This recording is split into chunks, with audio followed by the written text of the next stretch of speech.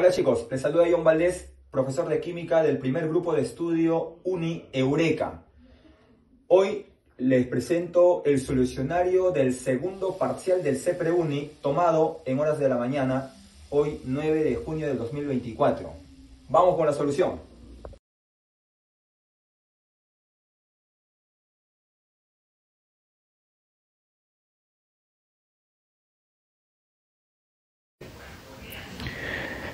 En el primer ejercicio relacionado con curva de solubilidad, nos indican que se trata de solubilidades de sustancias iónicas en agua versus la temperatura.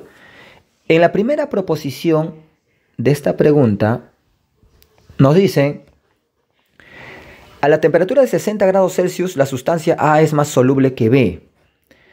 Esa proposición es verdadera, porque estamos observando que a 60 grados Celsius trazamos sus respectivas solubilidades a esa temperatura y vemos que la solubilidad de A es esto de aquí, solubilidad de A, y la solubilidad de B es esta de aquí. Entonces, solubilidad de B. Por lo tanto, observamos que efectivamente la solubilidad de A está por encima de la solubilidad de B. Esa proposición entonces es verdadera. La segunda proposición dice: una solución de 20 gramos de A en 100 gramos de agua a una temperatura T1. ¿Dónde está T1? Por acá vamos a revisar entonces T1 para que no interfiera con esto. Ya, vamos a poner aquí esta parte entonces, T1 por acá. Observamos que la solubilidad de A T1 es esto de acá, que le llamamos una solubilidad S. ¿De acuerdo? La pregunta es: ¿qué pasa si tenemos 20 gramos de sal en 100 gramos de agua? Esta pregunta es directa, o esta proposición es directa, debido a que a 0 grados Celsius, según nuestra curva de solubilidad, a 0 grados Celsius, observamos que la solubilidad de A es mayor a 20. Es mayor a 20. ¿Qué significa? Por supuesto, sí, menor a 30. ¿Qué significa esto? Que si nosotros tenemos 20 gramos de sal en 100 gramos de agua, se va a disolver por completo a 0 grados Celsius. ¿De acuerdo? A 0 grados Celsius se disuelve 20 gramos de A sin ningún inconveniente en 100 gramos de agua. Ahora, según la proposición, nosotros estamos observando que T1 es mayor a 70 grados Celsius. Por supuesto, menor a 80. Está entre 70 y 80. Entonces esa solubilidad es mucho mayor a 40. Si tomamos como referencia, ¿correcto? Va a ser mayor a 30 hasta mayor a 40, podríamos decir. Pero solo nos preguntan 20 gramos de sal en 100 gramos de agua y estamos observando que va a ser más soluble todavía a una temperatura mayor a 70 grados Celsius. Por lo tanto, se va a formar una solución insaturada, dado que la cantidad de soluto es menor al valor de la solubilidad. ¿De acuerdo? Es menor al valor de la solubilidad, la cantidad de soluto. Bien, esa proposición entonces es falsa porque dice que se va a formar una solución saturada. En la tercera proposición dice: la solubilidad de A y B nos indica que la solubilidad de A y B aumenta con la temperatura.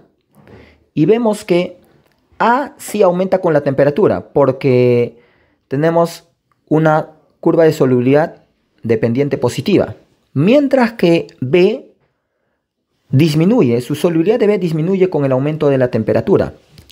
Involucra entonces un proceso exotérmico. En ese sentido, esta proposición también será falsa, porque A aumenta con la temperatura y B, lo contrario, disminuye. La respuesta correcta, pide, sería la alternativa A en este caso. En este ejercicio número 2, indican que la cantidad de oxígeno disuelto en agua para la vida acuática, el nivel de oxígeno mínimo es de 5 miligramos de oxígeno en cada litro de agua, 5 miligramos por litro. Nos piden calcular los moles de oxígeno contenidos en 10 litros de agua. Entonces, lo que tenemos que hacer es multiplicar por 10 litros. Entonces tendremos la cantidad de miligramos de oxígeno en los 10 litros de agua. Ahora, como nos están pidiendo el número de moles, nosotros sabemos que un mol de oxígeno gaseoso tiene una masa de 32 gramos por mol, ¿cierto? Entonces 32 gramos. En términos de miligramos podríamos ponerlo 32 miligramos sobre 10 a la menos 3. Ese es el factor. Para poder tener simplemente que eliminar los miligramos. Entonces de acá se van los miligramos, se van los litros y el resultado nos estaría quedando 1,56 por 10 a la menos 3 moles. La respuesta en esta pregunta vendría a ser la alternativa C, según el tema que me han enviado. Vamos con el siguiente ejercicio.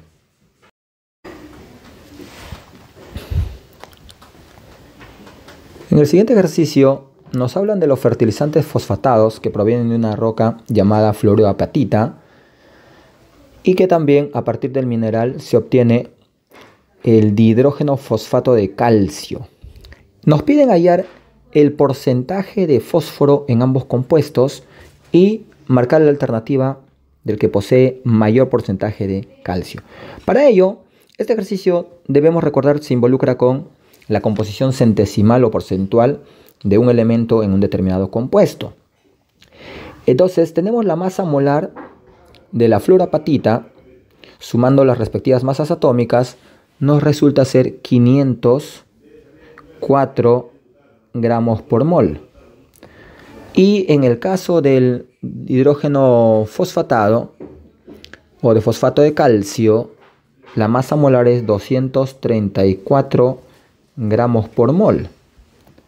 Por lo tanto, si es que nosotros queremos hallar porcentaje de fósforo en el primer compuesto, que es la fluoroapatita, tendremos la masa total de fósforo, que viene a ser 3 fósforos, porque ese 3 que está fuera del paréntesis entra, entonces será 3 por 31, entre el total que es 504 por el 100%.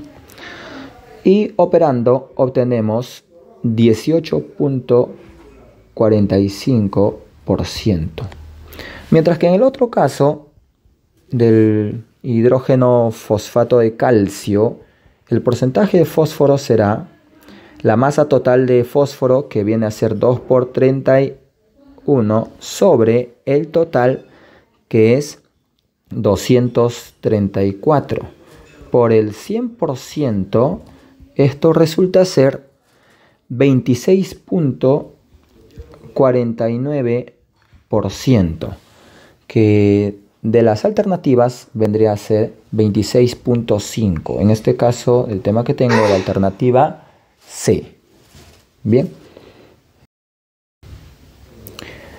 En el ejercicio número 4 nos hablan de un vaso de vidrio que se puede llenar con agua ligeramente por encima del borde, tal cual se está observando en la imagen. Ahora, la pregunta es, ¿por qué el agua no se derrama? En el estado líquido, nosotros observamos las propiedades intensivas de los líquidos. Y en ese sentido, las propiedades intensivas como la tensión superficial, la viscosidad, la presión de vapor, temperatura de ebullición, están relacionados directamente con las fuerzas intermoleculares. Ahora, si es que nosotros analizamos la propiedad denominada tensión superficial hace referencia a la fuerza resultante que hay con las moléculas del líquido que se encuentran en la superficie. Entonces, estas moléculas son atraídas hacia la parte interna por las mismas fuerzas de atracción o cohesión que hay en los líquidos. Por lo tanto, es que debido a la tensión superficial, la gota del agua, por ejemplo, como en este ejercicio nos manifiestan, trata de formar una esfera, ¿no? Una forma esférica. Y en el caso del mercurio se forma una esfera perfecta.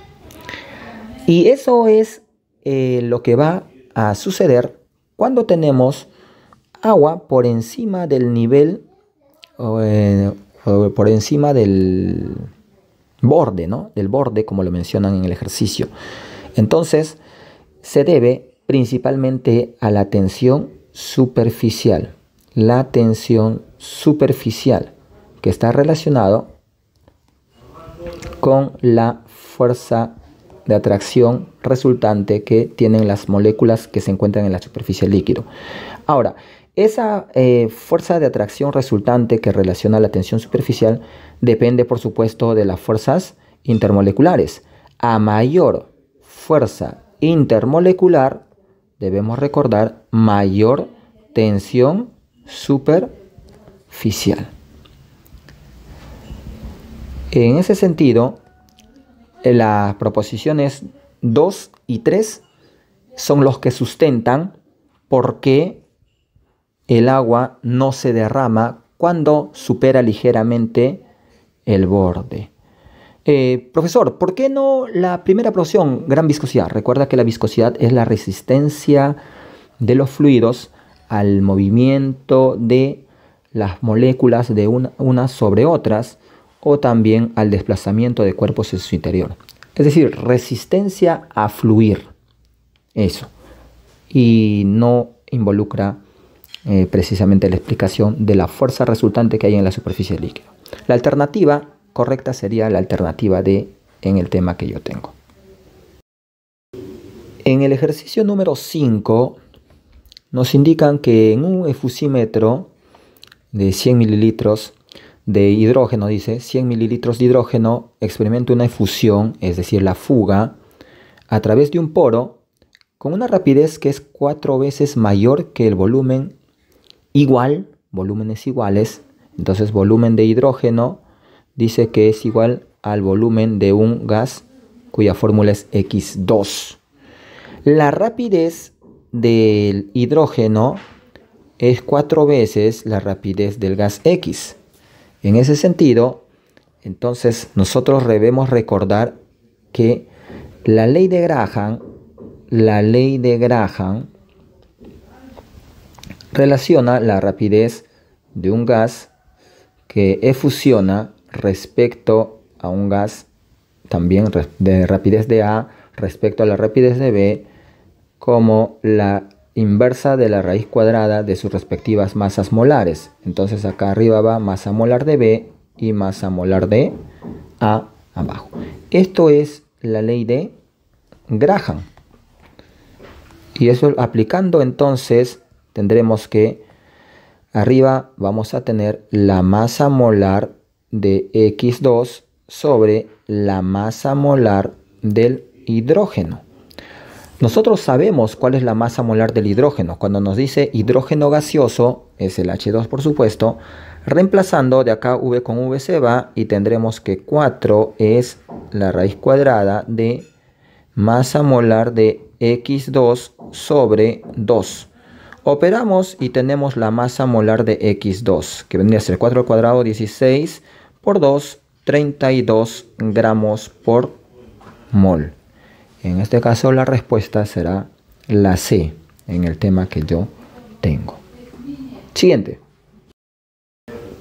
En el siguiente ejercicio, último ejercicio, nos pide balancear por el método ion-electrón en medio ácido. Para ello, recuerda que necesitamos involucrarnos con, primero, separar las semireacciones de oxidación y reducción. Y acá tenemos la semireacción de oxidación y la reducción viene a ser el peróxido de hidrógeno que va a pasar a formar agua. Bien. Una vez teniendo esto, lo que hay que hacer es balancear los átomos que son distintos al hidrógeno y oxígeno. En la oxidación tenemos al hierro. Un hierro está balanceado. Entonces lo que hay que hacer sí es balancear las cargas. Y para ello hay que agregar electrones donde hace falta. Y observamos que hay un electrón que estaría haciendo falta en la parte del producto. En el caso de la reducción, ya tenemos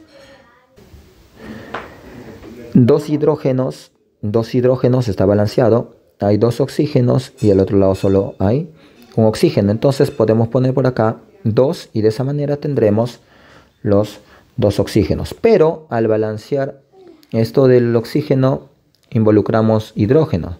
Y el método dice que para balancear hidrógenos hay que agregar iones hidrógeno a donde hacen falta. Vemos que en la parte del producto hay 4 hidrógenos, 2 por 2, 4. Y al otro lado faltan 2. Entonces acá pondremos 2 iones hidrógeno. Y por último, para balancear la carga, tenemos que agregar acá 2 electrones. Ahora sí, 2 cargas positivas con las 2 cargas negativas de los electrones, 0 de carga antes de la flecha y 0 la carga también después de la flecha. Están balanceadas las semireacciones, lo único que nos queda es sumar para regresar a la ecuación inicial. Pero previamente, antes de sumar, debemos de igualar el número de electrones perdidos y ganados. Vemos que en la oxidación se pierde un electrón y en la reducción se ganan 2 electrones. Entonces hay que multiplicar arriba por 2 y abajo por 1. Y sumamos. Sumamos estas dos semireacciones y tendremos arriba 2 hierro más 2 más peróxido más 2 hidrógenos flecha. Arriba tendremos 2 hierro más 3. Los 2 electrones se van arriba y abajo también. Entonces nos queda abajo 2 aguas. Y esta será nuestra ecuación balanceada en medio ácido. La presencia de los iones hidrógeno nos están indicando que se ha balanceado en dicho medio. Lo que nos están solicitando es el número de electrones transferidos. Y observamos que se transfirieron 2 electrones, ¿no? 2 se pierden, 2 se ganan. Y además, sobre el coeficiente del agente reductor. Recuerda que el agente reductor es el que se oxida. En este caso, el hierro más 2 está pasando a hierro más 3. Ese es el agente reductor. Y su coeficiente de ese agente reductor es también 2. Y 2 sobre 2, 1. Esa sería la respuesta. En este caso, la alternativa A vendría a ser la respuesta. Bien, chicos, eso sería todo con respecto al solucionario del segundo examen parcial tomado por el CEPRE Uni, 2024-2. Gracias, nos vemos.